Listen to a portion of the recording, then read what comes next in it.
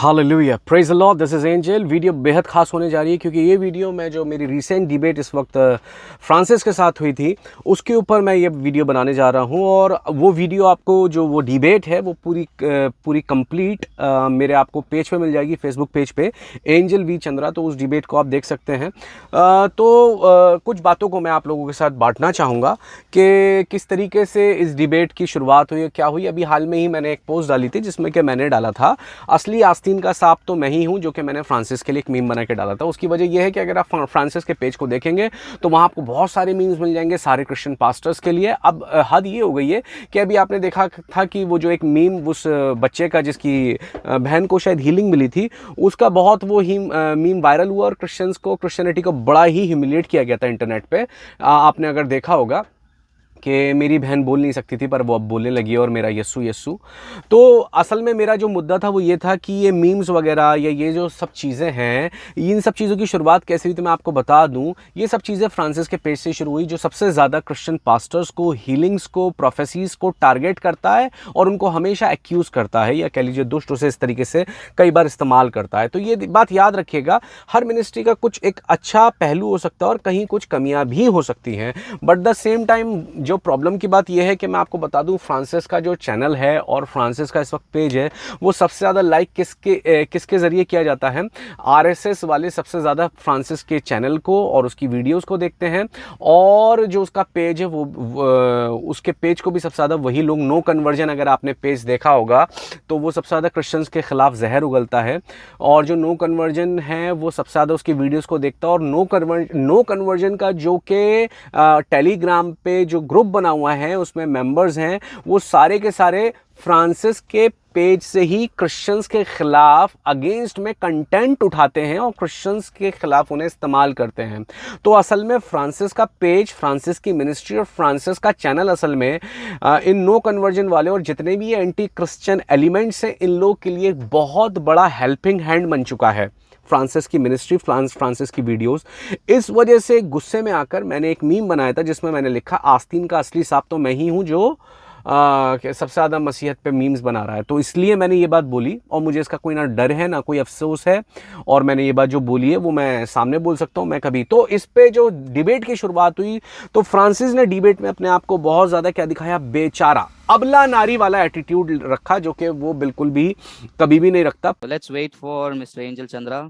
सो sorry, मेरे lighting के लिए आप देख रहे हो सब कुछ ठीक नहीं है, और काफ़ी मैं भी ट्रैवलिंग वगैरह करके थक कर अभी सेट करके बैठा हूँ, सुखा कर अभी सेट करके बैठा। तो उसको मेरे से इस वक्त आमने सामने बात करनी थी और उसे पता था कि उसका झूठ पकड़ा जाएगा और वो बातों का जवाब नहीं दे पाएगा, इसलिए उसके पास कुछ नहीं था। पर अपनी इमेज को बहुत बेचारा दिखानी है, सिंपैथी गेन करने के लिए उसके पास और कोई किसी चीज़ का जवाब नहीं था। तो उसने डिबेट की शुरुआत कैसे करी, बहुत बेचारा बन के, मैं अभी बहुत थका हुआ आया हूँ, मैं अभी क्या कह सकते हैं, बस मैं माफ़ी चाहूँगा इन सब चीज़ों के लिए। देखिए, शुरू से उसने ये टैक्टिक प्ले करना शुरू कर दिया था डिबेट के, जिससे वो क्या कर सके, अपनी बड़ी अच्छी इमेज को कायम कर सके। लेकिन असल में क्या कह सकते हैं, उसका जो पूरा जो गेम है वो ये है कि मैं कुछ गलत और झूठी बात बोलूँ जिससे मैं एंजल वी चंद्रा को क्या दिखा सकूँ कि बड़ा एग्रेशन है एंजल वी चंद्रा के अंदर। ऑफकोर्स मेरे अंदर एग्रेशन है, बट सही बात के लिए एग्रेशन है। वही एग्रेशन जो यीशु मसीह के अंदर मत्ती 23 में था, जब वो फकी फरीसियों पे हाय भेज रहे थे, हाय हाय बोल रहे थे उन पे कि हाय है तुम पर, वो याद रखिएगा, that was a godly aggression. पहली बात तो मैं ये बात बोलूंगा। दूसरी बात जो मैं बोलना चाहूंगा वो ये बोलना चाहूंगा कि इस तरीके से हम देख सकते हैं कि उसने बेचारा वाली इमेज शुरू में कन्वर्ट करी, लेकिन अगर आप कैमरे के पीछे फ्रांसिस की ज़बान देखेंगे तो बहुत ज़्यादा बदतमीज़ी वाली है। और उसने बोला कि मुझे बोला कि ये याकूब 4:11 में लिखा है कि अपने भाई पे दोष मत लगाओ या कोई गलत बात उसके लिए मत बोलो। तो मैं, आपने कहावत सुना होगा कि कभी भी छन्नी सुई से नहीं कह सकती कि तेरे पेट में छेद है। जहाँ तक दोष लगाने वाली बात और मजाक बनाने वाली, निंदा करने वाली बात आती है, वो फ्रांसिस उसमें सबसे आगे, इस बात को याद रखिएगा। जैसे कि मैंने आपको बताया, सबसे पहले जब भारतीय वाली वीडियो जब मैंने बनाई थी तो उसमें वो मेरे लिए कितनी गंदी गंदी मेरे लिए पोस्ट डाल रहा था आए दिन। अगर आप उसके वॉल पे जाएंगे, अगर उसने चालाकी से अपनी डिलीट कर दी होंगी तो कोई बात नहीं, उसमें मेरे लिए वो कभी डाल रहा है, इससे डिप्रेशन हो गया है। अभी उसने वो जो करीना कपूर वाली मैंने वीडियो डाली थी तो उसमें लिखा है कि ये ये काय का भूखा है, व्यूज़ का भूखा है, इसलिए इसने इस वीडियो को बनाया। तो ये याकूब 411 वो तब क्यों भूल जाता है मुझे नहीं पता, जब वो लोगों पे अटैक करता है, जब वो लोगों पे दोष देता है, या जब उसी पे दोष दिया जाता है और उसी को उस लिखा है कि क्या कह सकते हैं, जिस नाप से नापते हो याद रखो, क्योंकि उसी नाप से तुम्हारे लिए नापा जाएगा जिस नाप से तुम नापते हो। तो उसको अब जब नापा जा रहा है उसी नाप से, तो अब वो उसमें बेचारा वाला एटीट्यूड दिखा रहा है। तो उसमें कुछ बातें जब हम देख सकते हैं डिबेट के स्टार्टिंग में ही जो हुई हैं, तो उसमें वो ये बात बोल रहा था अर्ली क्रिश्चियनिटी में बार बार वो एक बात को बोल रहा था। और उसमें अर्ली क्रिश्चियनिटी जो बार बार बोल रहा था, वो उसमें वो ये बोल रहा था कि कहीं पर भी रिकॉर्ड नहीं मिलता कि तेल के थ्रू हीलिंग्स हो रही हैं, इसके थ्रू हीलिंग्स हो रही है। जबकि मैंने उसे साफ साफ बोला कि अलग अलग जगहों पर यीशु मसीह ने अलग अलग तरीके से हीलिंग दी, और अलग अलग तरीके में कंडीशंस अलग अलग होती है, और हर कंडीशन में हीलिंग किस तरीके से दी जा रही है उसका हमें समझना पड़ेगा। जैसे कि जब माल्टा द्वीप पे पौलुस थे, तो उन्होंने वहाँ के सरदार के जो बाप था उसके ऊपर हाथ रख के हीलिंग करी। बट बाइबल ये भी बताती है कि उसके जिस्म से लोग क्या कपड़े को टच करके ले आते थे, मतलब रुमालों को, और वो लोगों पे डाल देते थे और वो ठीक हो जाते थे। आप समझ रहे हैं इस बात को? तो ऐसा क्यों, जब उसके हाथ रखने से हीलिंग हो रही थी, तो कपड़ों को, उस रुमाल को क्यों लोगों को टच करके लेके जाने की ज़रूरत पड़ी? यहाँ पर सवाल ये उठता है। तो हमें ये चीज़ समझनी पड़ेगी कि ऐसा क्यों, क्योंकि कंडीशन अलग है। मान लीजिए वहाँ पर एक लोग ऐसे थे कि वहाँ पर वो हाथ रख सकता था लोगों के ऊपर, इतने लोग थे, मान लो 15, 20, 25, 30, 50 लोग जिन पे वो हाथ रख सकता था। लेकिन पौलुस की मिनिस्ट्री इतनी हाई लेवल पे भी गई कि उसके पास हर किसी पे हाथ रखने का वक्त भी नहीं होगा, तो उसे कहीं ना कहीं रुमालों का सहारा उसके जिस्म से टच करके उसके लेके जाते थे, जिससे क्या हो सके, जो लोग, मान लीजिए पौलुस के पास इतना टाइम नहीं है कि कोई पौलुस की मीटिंग में आ नहीं सकता है, समझ रहे हैं आप इस बात को, और पौलुस के पास इतना वक्त नहीं है कि हर किसी को पर्सनली जाकर मिले, तो वहां पर कुछ ना कुछ सब्स्टिट्यूट देखना पड़ेगा, और पवित्र आत्मा का अभिषेक किसी भी चीज के थ्रू फ्लो कर सकता है। तो ऐसे में क्या, कोई चीज लेके जानी पड़ेगी कि जो यहां पर पौलुस तक नहीं आ सकते, और पौलुस जिन तक नहीं जा सकता, तो उनके थ्रू कुछ ऐसी चीज जो अनॉइंटिंग को कैरी करके वहां तक पहुंचा दे। तो उधर रुमाल का इस्तेमाल किया गया। आप समझ रहे हैं इस बात को? आज के जमाने में खुदावंद टेक्नोलॉजी को इस्तेमाल कर रहे हैं, जैसे कि हम कह रहे हैं वीडियो कॉल पे भी लोग ठीक हो जाते हैं, चंगे हो जाते हैं, आज प्रभु मोबाइल को। लेकिन अर्ली क्रिश्चियनिटी में जो बार बार वो बोल रहा था, उसमें आप अर्ली क्रिश्चियनिटी में कहीं पर भी आप ये नहीं देख सकते कि मोबाइल फोन के थ्रू भी हीलिंग्स हुई, लेकिन आज के वक्त में हो रही है। तो उसका हर चीज में क्या था, बात को वो घुमा रहा था, एक ही बात को, वेन रिपीटिशन को बार बार, क्योंकि उसके पास उसके खुद के पॉइंट्स का जवाब नहीं है। और अगर आपने डिबेट को देखा होगा, तो डिबेट में आपने देखा होगा, मैंने उससे एक ही सवाल पूछा, जो तू मजाक उड़ा रहा है लोगों के गिरने का, लौट रहे हैं या चिल्ला रहे हैं प्रार्थना सभा में, ऐसा कभी भी किसी में से डीमन निकलेगा, किसी को डिलीवरेंस मिलेगी या किसी को पाखरू छुएगा, वो कुछ ना कुछ तो उसका ऐसा हो ही नहीं सकता कि वो ऐसा बैठा और ऐसी कैसी बैठा रह जा। कभी भी नहीं हो सकता, कभी भी नहीं हो सकता। मैं जानता हूं इस बात को, इसलिए मैंने उससे एक सवाल करा, लास्ट टाइम दुष्ट आत्मा कब निकाली थी फ्रांसिस तुमने? और उसने कहा 2 साल पहले। Last time when it happened last time, then when you cast out demon from anyone? Last time probably like कुछ साल होंगे, ज्यादा से ज्यादा। हाँ, कास्ट आउट डीमन आपने लास्ट टाइम कब करा था? याद नहीं मुझे, मैं ये काउंट नहीं रखता हूँ, बट कई बार किया। याद नहीं है। एग्जैक्टली उसकी कोई वीडियो है?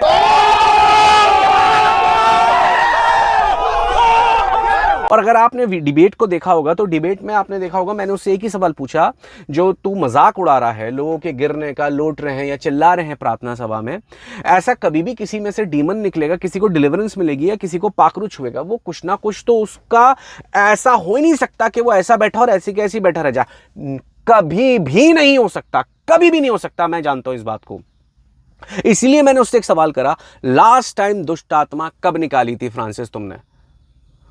और उसने कहा 2 साल पहले। मतलब तूने 1975 में एक दुष्टात्मा निकाली, 1975 की दुष्टात्मा निकाले आज तक हो गया और आज तक कोई दुष्टात्मा नहीं निकाली। इसलिए मैंने कहा अब की बार जब कोई डीमन कास्ट आउट करे तो मैं चाहता हूं उसका वीडियो देखें, कि हम देखें कि जिसमें से डीमन निकलता है वो चिल्लाता, चीखता, उल्टी करता, थूकता है या नहीं, लोटता पोटता है या नहीं, क्योंकि ऐसा होता है। जब कुछ सुपरनेचुरल होगा ये सारी चीजें होंगी, इस बात को याद रखिएगा। जिसका फ्रांसिस के पास कोई जवाब नहीं था, यानी फ्रांसिस का वो कैलिबर अभी है ही नहीं कि वो किसी भी तरीके से सुपरनेचुरल हीलिंग्स को या कोई डीमन कास्ट आउट कर रहा, उन चीजों को अभी जज करे, परखे, क्योंकि उसके पास अभी वो अनॉइंटिंग है ही नहीं, वो कर ही नहीं सकता है। और जो वो चीज़ नहीं कर सकता वो चीज़ उसके लिए कोई मायने नहीं रखती।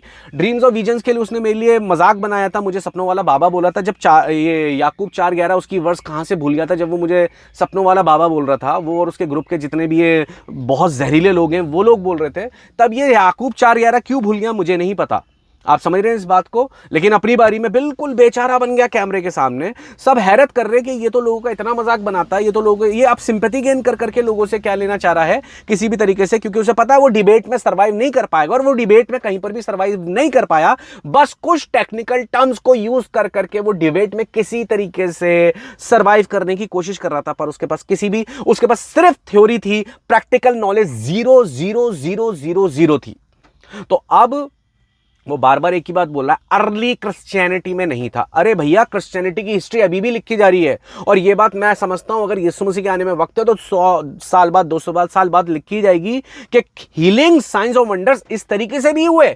जो अब क्रिश्चियनिटी का इतिहास लिखा जाएगा कि प्रभु मोबाइल के थ्रू ऐसा रिवाइवल आया, मोबाइल के थ्रू, सोशल नेटवर्किंग के थ्रू ये रिवाइवल आया, लोगों को हीलिंग्स मिली, लोगों को साइंस एंड वंडर्स मिले, क्योंकि ये अर्ली क्रिश्चियनिटी में नहीं लिखी, आज की क्रिश्चियनिटी में लिखी जाएगी ये बात, क्योंकि अभी भी हिस्ट्री लिखी जाएगी क्रिश्चियनिटी की, इस बात को याद रखना। तो हम देख सकते हैं कि कुछ चीज़ों को जो कि बहुत ज़्यादा हम समझ नहीं सकते, तो हमारे लिए जो चीज़ें हमारे साथ नहीं होती हैं या हम नहीं कर पाते, वो चीज़ शायद हमारे लिए ज़ीरो होती है, उसकी वक्त नहीं होती, जो कि फ्रांसिस के साथ है। जिन चीज़ों का गिफ्ट या अनॉइंटिंग उसके पास नहीं है, वो सारी चीज़ें उसके लिए बेकार है। ड्रीम्स और विजन उसके लिए बेकार है। कोई प्रार्थना में चिल्ला रहा है, दुष्टात्माएं निकल रही हैं, रो रहा है, वो सब चीज़ें उसके लिए बेकार है, क्योंकि उसकी मिनिस्ट्री में हो ही नहीं रही। और याद रखना, इससे बड़ी हेरेसी कुछ हो ही नहीं सकती। मैंने उससे एक ही बात पूछी, मैंने कहा अच्छा ये अर्ली क्रिश्चियनिटी में नहीं हुई, बट ये बता कि पेंटिकॉस्टलिज्म जो था वो दोबारा से रिस्टोर कब करा खुदावंद ने, कब करा? और वो उसके पास जवाब नहीं था। 1700 कुछ का बता रहा था वो, ठीक है ना। वो एक बात ये होता है, कुछ ना कुछ भेड़ दो। लेकिन 1901 में ये मूवमेंट शुरू हुआ, टेंट मीटिंग्स शुरू हुई, रिवाइवल और हीलिंग्स, और जो प्रेरितों के काम में टंग्स और प्रोफेसी और साइंस और वंडर्स जो होते थे वो 1901 से, वैसे 1856 से शुरुआत हुई थी, वो 1901 से दोबारा से रिस्टोर कर दिए गए। और इसलिए हम देखते हैं अर्ली क्रिश्चियनिटी में दूसरे रिफॉर्मेशन मूवमेंट्स आए, प्रोटेस्टेंट चर्चेस बने, कभी लूथरन बन रहे हैं, कभी मेथोडिस्ट बन रहे हैं, बैप्टिस्ट बन रहे हैं, ये सारे क्या कहते हैं अलग अलग मूवमेंट आए, जिसके थ्रू खुदावंद ने काम करे, और जहां पर चर्च को और आगे लेके गई, फिर चीज और अपडेट हुई, वो और आगे हो गई, फिर और चीज अपडेट करी और आगे हो गई। तो आज भी क्रिश्चियनिटी को खुदावंद यही कर रहे हैं, और फिल्टर कर रहे हैं, और खुदावंद बिल्कुल हमारे फेथ को वहीं लेके आ रहे हैं जहां पर बुक ऑफ एक्ट्स में जो चीजें हो रही थी, एग्जैक्टली वही चीजें अब लास्ट के डेज में घटेंगी और घट रही हैं। इस बात को याद रखिएगा। और ये इंडिया के लिए हाई टाइम है, क्योंकि इंडिया में ये चीज़ें जो नहीं होती थी ये होनी शुरू हो गई। मैं आपको सच बता रहा हूँ, प्लीज़ भरमाए में मत आइए। फ्रांसिस का चैनल, मैं कभी किसी पे दोष नहीं देता, कभी किसी खुदावंद के खादिम के लिए मैंने नहीं बोला, लेकिन मैं बता रहा हूँ आपको, जो देख रहा हूँ वो बता रहा हूँ कि टेलीग्राम पे और इधर उधर पूरा उसका जो भी उसके उसी के कंटेंट को यूज़ करके क्रिश्चियंस को अब अटैक किया जा रहा है। इस बात को याद रखना। और उसे लग रहा है वो बहुत बड़ा, वो पूरी डिबेट में अपने आप को ये साबित करने की कोशिश कर रहा है, और अपने वीडियोस, अपने जो भी पोस्ट वगैरह है कि भैया वो मैं सेंट पॉल मैं ही हूँ, संत पौलुस, प्रेरित पौलुस मैं ही हूँ, वो पूरी ताकत लगा के यही साबित कर रहा है। और वो क्या एग्जाम्पल दे रहा है कि पौलुस ने भी तो पतरस को क्या करा था, छिड़का था या डांटा था। एक छोटा सा इशू हुआ था खतना के ऊपर, बस एक इशू हुआ था, उस एक इशू के लिए पौलुस ने उसे क्या करा, करेक्ट करा। लेकिन पौलुस ने कहां पर पतरस को फॉल्स टीचर या फॉल्स प्रॉफिट बोला, जो ये सभी को फॉल्स टीचर और फॉल्स प्रॉफिट बोलता है। इसे तो फॉल्स टीचर फॉल्स प्रॉफिट की परिभाषा भी नहीं पता। जो फॉल्स गॉस्पल को प्रीच करे वही फॉल्स टीचर और फॉल्स प्रॉफिट है। इस बात को समझिएगा। जो एक ही गॉस्पल है गलातियों 1 के हिसाब से, प्रेरितों काम 15 के हिसाब से, और वो पौलुस कहते हैं कि अगर इसके अलावा कोई और सुसमाचार तुम्हें सुनाता है, इंजील इसके अलावा गुड न्यूज कोई और सुनाता है, तो वो श्रापित है, कर्ज है, लानती है। वो जजमेंट डे में जज किया जाएगा। क्या है वो गॉस्पल? एक ही है कि यीशु मसीह हमारे पापों के लिए मारे गए, गाड़े गए, तीसरे दिन मुर्दों में से जी नहीं उठे, जिंदा उठा लिए गए, फिर वापस अपने लोगों को लेके आने आ रहे हैं। इसके अलावा और कुछ सच नहीं है। इस बात को याद रखना। और इसमें कोई मिलावट करता है वो एक फॉल्स गॉस्पल है, फॉल्स टीचर है, फॉल्स प्रॉफिट है। इस बात को याद रखना। और जो मैंने बता दिए, कोई अपने आप को आइडलाइज करवा रहा है, अपनी ग्लोरी करवा रहा है परमेश्वर के थ्रू, वो भी गलत है। मैं किसी भी ना पास्टर को सपोर्ट कर रहा हूं, ना ही मैं किसी के फेवर में, ना ही मैं किसी के अगेंस्ट में हूं, बट हाँ मैं द सेम टाइम यही बात बोलूंगा, खुदावंद किसी को भी इस्तेमाल कर सकते हैं, कर रहे हैं, और उसको कोई भी डिनाई नहीं कर सकता है। हम अपनी कॉलिंग के हिसाब से कर रहे हैं। और साइंस एंड वंडर्स को इससे बड़ी हेरेसी और इससे बड़ा शैतान का झूठ कोई नहीं हो सकता कि शैतान ये बोल रहा है कि साइंस एंड वंडर्स शैतान करवा रहा है। फ्रांसिस ने साफ साफ ये बोला, यानी कि पवित्र आत्मा जो पेंतिकोस्त के दिन यहां पर उतारा गया, तब से लेकर आज तक पवित्र आत्मा यानी कुछ कर ही नहीं रहा है कहीं पर भी। उससे मैंने बोला कोई एक पास्टर बता जो साइंस एंड वंडर्स कर रहा और जेन्युइन हो। उसने एक का भी नाम नहीं बताया, एक का भी नाम। मैं कह रहा हूं इंडिया की छोड़, तो इंडिया से बाहर की बात बता, पर उसने एक का भी जवाब नहीं दिया। इसका मतलब उसके हिसाब से पाकरू पवित्र आत्मा यहां भेज दिया गया पेंतिकोस्त के दिन से लेकर अभी तक वो यहां पर मौजूद है और अभी तक यहां पर मौजूद है। तो इसका मतलब पाकरू कुछ काम ही नहीं कर रहा, जो कर रहा है शैतानी कर रहा है। चिन्ह चमत्कार चंगा इल्यूमिनाटी 666 फलाना ढिमकाना, पवित्र आत्मा कुछ कर ही नहीं रहा, वो म्यूट बैठा हुआ है, खामोश बैठा हुआ है पवित्र आत्मा। इसका मतलब इससे बड़ी हेरेसी कुछ भी नहीं हो सकती। ये सीधे सीधे पवित्र आत्मा को, उसके अभिषेक को क्या किया जा रहा है, पूरी तरीके से ऑफेंड किया जा रहा है। जहां तक वो ये बोल रहा था, अब मेरे फेसबुक के पेज को देख सकते हैं, मैं वहां पर दोनों के लिए पोस्ट लिखता हूं, चर्च के अंदर जो गड़बड़ियां रहती हैं और चर्च के बाहर जो आउटसाइडर्स हैं उनके लिए भी, उनके अगेंस्ट में भी। जो कि वो कह रहा है कि मैं सिर्फ एक्टिविस्ट की तरह काम कर रहा हूं, मैं 2006 से खुदावंद की खिदमत कर रहा हूं, कलाम की मनादी कर रहा हूं, प्रचार कर रहा हूं, टीच कर रहा हूं, प्रीच कर रहा हूं खुदावंद के कलाम को। इस बात को याद रखिएगा।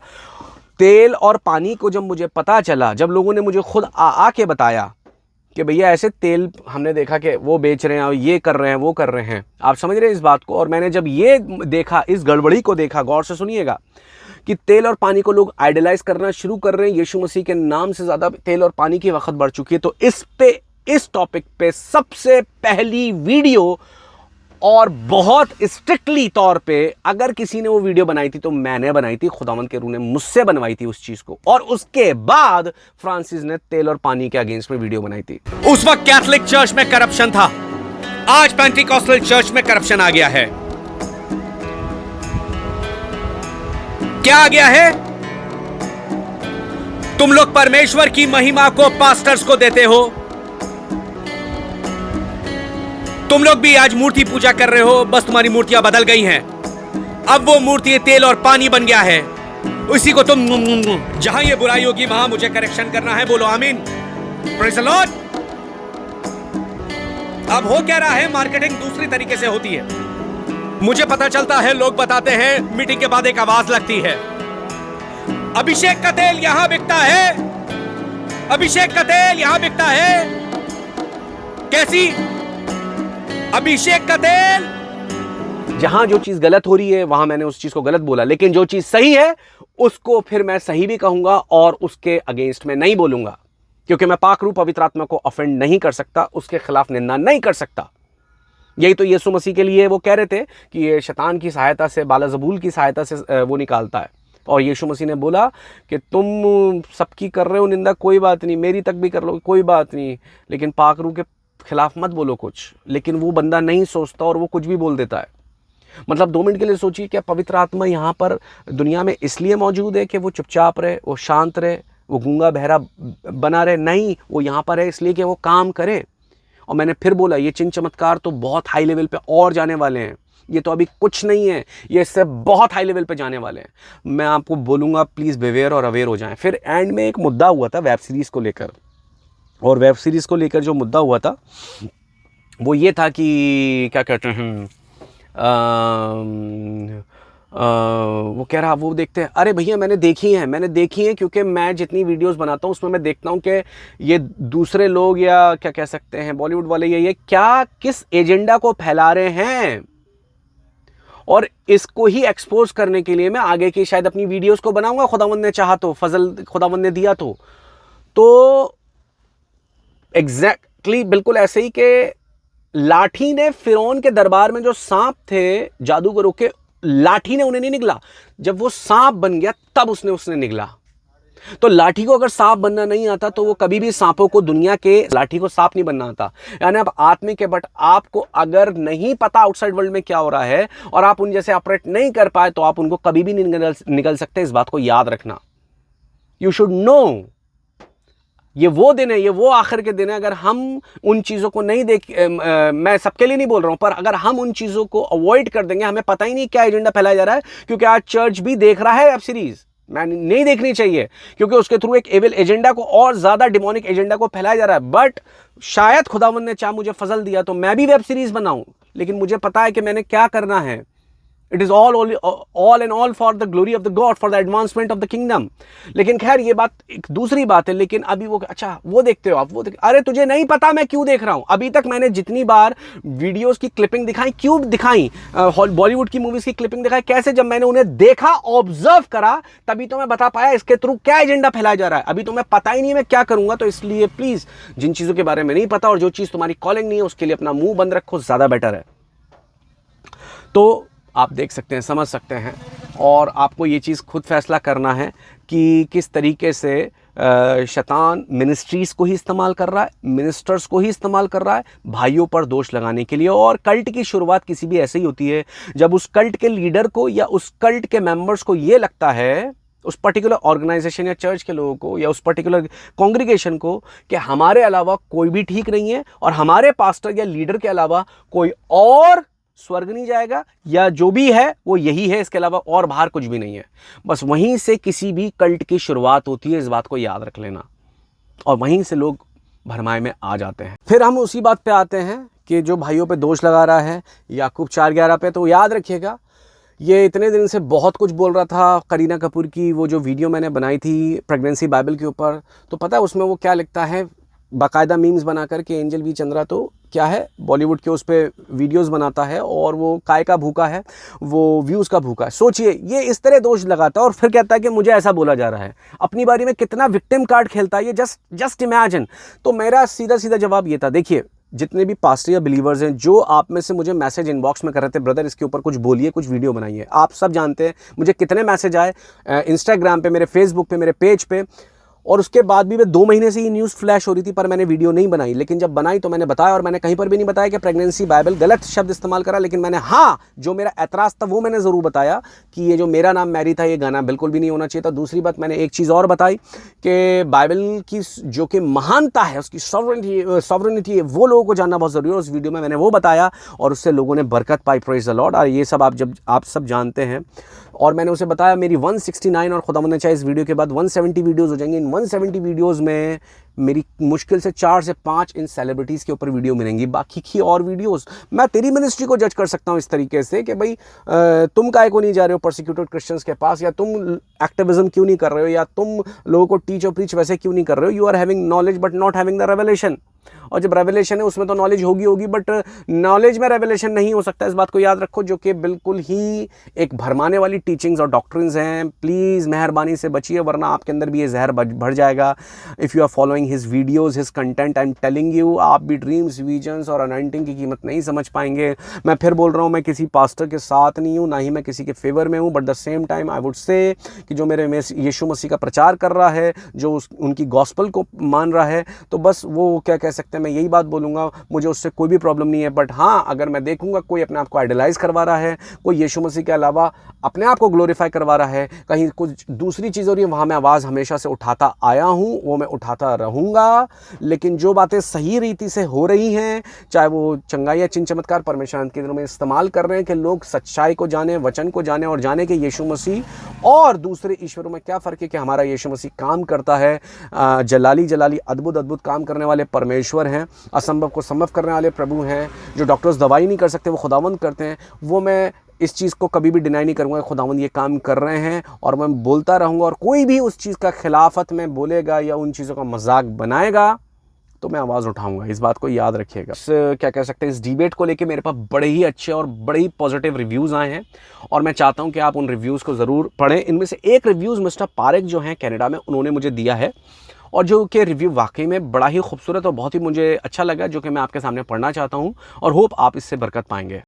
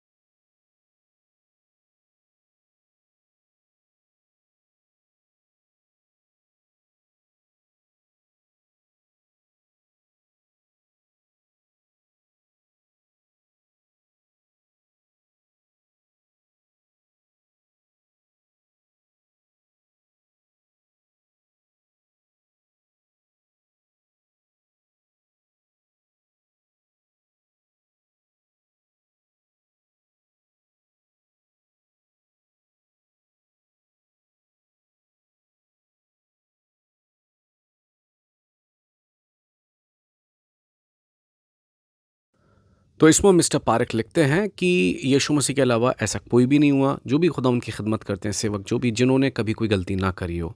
और दूसरा पॉइंट भी बहुत अच्छा है कि छोटे मोटे जो एरर होते हैं कभी कोई क्रिश्चियन टीचिंग डॉक्ट्रिन में, उन्हें हम हैंड टू हैंड ठीक कर सकते हैं, बात कर सकते हैं उनके ऊपर। पर मेन जो क्रिश्चियन टीचिंग डॉक्ट्रिन है, फाउंडेशन है, वो उनमें कोई कॉम्प्रोमाइज़ नहीं होना चाहिए, जो कि पहला कुरिन्थियों 15:3-4 और इफिसियों 2:8-9, यूहन्ना 3:3, यूहन्ना 14:6 और रोमियो 1:25 इन रेफरेंसेस आप पढ़ सकते हैं, तो you can get the idea. तीसरा पॉइंट भी वो बहुत अच्छा लिखते हैं कि अगर यीशु मसीह हर किसी परफेक्ट प्रीचर या पास्टर को या टीचर को ढूंढ रहे हैं, तो ऐसे तो कोई भी नहीं मिलेगा। यीशु मसीह किसी को भी इस्तेमाल कर सकते हैं, चाहे वो इंसान कोई भी कमी पेशियों से भरा हो, जैसे आप देख सकते हैं मिल्क ड्रिंकिंग बिलीवर या ग्रीडी प्रॉस्पेरिटी फोकस प्रीचर या pastor distracted with worldly life या लाइफस्टाइल या फिर द एनीवन, मतलब खुदावंद ऐसे कमी पेशी वाले लोगों को भी इस्तेमाल कर सकते हैं। अब बिल्कुल ये बात ज़रूर है कि खुदावंद उन्हें ज़रूर सुधारते भी हैं, और अगर वो खुदावंद की सुने तो वो परफेक्शन में बढ़ भी सकते हैं। तो ये बड़ी अच्छी पॉइंट उन्होंने लिखा है।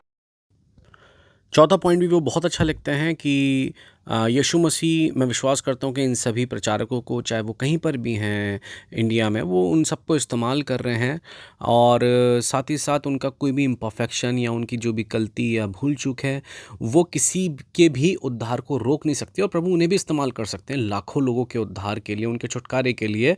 इसमें कोई शक की बात नहीं है। पर हाँ, अच्छे प्रचारकों को चाहिए या बाइबल शिक्षकों को कि वो ज़रूर उनको, अगर वो कहीं ना कहीं किसी तरीके से भी अभिषेक को बेचने की कोशिश करते हैं, या मान लीजिए जिस तरीके से भविष्यवाणी करने के पैसे या कोई भी ऐसा कर रहा है, ठीक है ना, तो उसको हैंड टू हैंड करेक्ट किया जा सकता है, या उस चीज़ को रिफ्यूट ज़रूर किया जा सकता है। बट हाँ, हम उस चीज़ के बेस पे हम किसी को भी फॉल्स टीचर, फॉल्स प्रीचर नहीं बोल सकते, और ना ही मुझे ऐसा पता है कि अभी कौन कर रहा है। अगर कोई कर रहा है इस तरीके से, तो दैट इज़ एब्सोल्युटली रॉन्ग, ठीक है ना। पांचवी बात भी बहुत अच्छी बोलते हैं वो, कि ये छोटे मोटे एरर्स हैं, चाहे वो अन्य भाषा में बात करनी हो, प्रार्थना करनी हो, या किसी स्त्री का, औरत का प्रचार करना हो, ठीक है ना, ये छोटी छोटी चीज़ें हैं, और इन चीज़ों को हम माइनर इशू समझ सकते हैं, ठीक है ना। हम इनके आधार पे किसी को भी झूठा प्रचारक, झूठा शिक्षक नहीं बोल सकते हैं। और क्या कह सकते हैं, दूसरा भी, छठा भी वो बहुत अच्छा बोलते हैं, in my opinion preacher who are intentionally misleading people and teaching heresy are to be considered as false preacher and teachers। जैसे जेहोवा विटनेस और मोरोन्स का नाम लिया उन्होंने, और भी ऐसे कलीसिया, जैसे कि वो एक सर्वशक्तिमान परमेश्वर कलीसिया है ना, जो यरूशलेम माता को मानती है, यानी कि वो लोग जो पूरी तरीके से बाइबल की जो फाउंडेशनल टीचिंग्स हैं उसी को डिनाई कर रहे हैं, यीशु मसीह को खुदा का बेटा मानने से मना कर रहे हैं, ठीक है ना, और यीशु मसीह के अलावा किसी और को कह रहे हैं कि वो है अब हमारे लिए मीडिएटर, ठीक है ना। या फिर क्या कह सकते हैं, बाइबल को सहारा लेकर किसी भी तरीके से बुत परस्ती करवा रहे हैं, मूर्ति पूजा करवा रहे हैं, वो उन्हें कहते हैं कि वो फॉल्स टीचर माने जाएं। सही पॉइंट है। सातवां पॉइंट वो लिखते हैं, you can not say that some greedy, jealous, little angry, focused only on motivational preaching, distracted और teaching some sermons with errors in ignorance will go to hell and are not saved. We should never do it and let God judge their sins। यानी कि कोई ऐसा jealous या greedy भी बंदा preach कर रहा है, आप समझ रहे हैं इस बात को, कमी पेशियों वाले लोग, मोटिवेशनल है खाली प्रीचिंग, या टीचिंग्स में थोड़े बहुत कुछ एरर्स हैं जो क्रिश्चियन फाउंडेशनल टीचिंग के अगेंस्ट नहीं है, बट फिर भी वो कहीं ना कहीं छोटे मोटे एरर्स हैं, आप समझ सकते हैं। खाली मान लीजिए कोई प्रॉस्पेरिटी को ही प्रीच कर रहा है, तो ऐसे प्रीचिंग को हम जज ना करें, परमेश्वर जज करने वाले हैं, और उन चीज़ों को करेक्ट ज़रूर करें, ये बात ज़रूर है, और प्रभु ही उस चीज़ का फिर लेखा लेगा उन लोगों से, ठीक है। तो आप समझ सकते हैं कि 90 पॉइंट में वो लिखते हैं कि जैसे अमेरिका में भी कुछ ऐसे